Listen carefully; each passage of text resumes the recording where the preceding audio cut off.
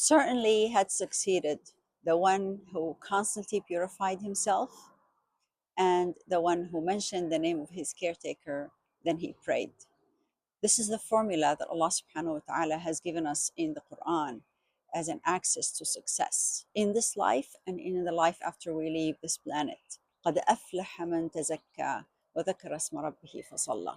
So let's this Ramadan delve a little bit into this and have it be a guideline for us week after week and day after day to access that and to practice these kinds of distinctions that Allah subhanahu wa ta'ala has given us so that we can access that happiness and that fulfillment and that success in this life and in the life after.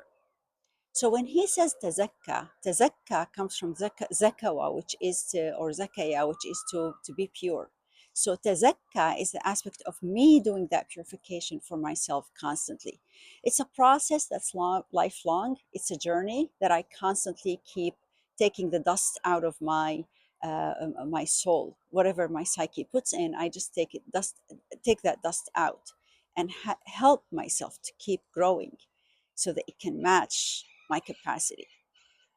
So, what I want from us this time in this month is as we proceed, kind of approaching Ramadan, look at the top three things that are bothering you constantly.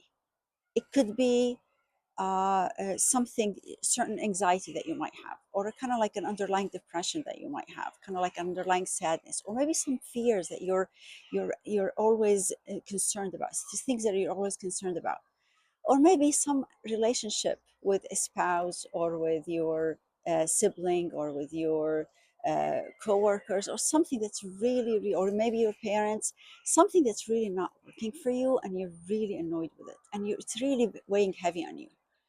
Or it could be your career path is not, you're worried about, you don't like it. It could be you don't know what you're going to be doing in the future. It could be you're studying, you don't know where to go. Or it could be struggling with studying. It could be any of the above.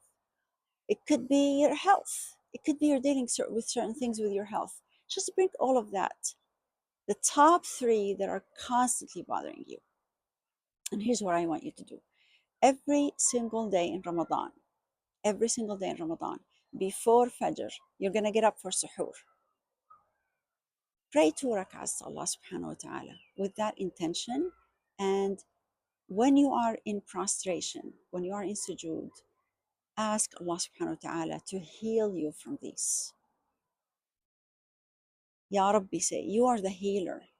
Heal me from these. And ask Him to give you access. Give me access, Ya Rabbi, to an opening so I can know how to deal with it, and I can have an opening, and give me freedom from it. Show me the path that would give me freedom from it and get really untethered from this particular thing that's bothering me. So you do it before you when you're doing suhoor.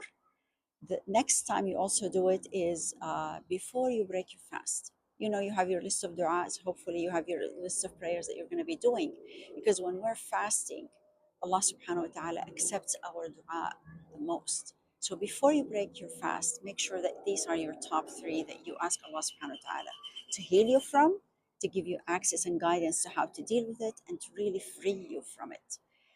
And then each time you also are praying, make sure during your sujood you're doing that. These are the most, like the best times and the best places where we can ask Allah subhanahu wa ta'ala for that. So that's what we're going to be doing, inshallah, to tackle this point of purifying.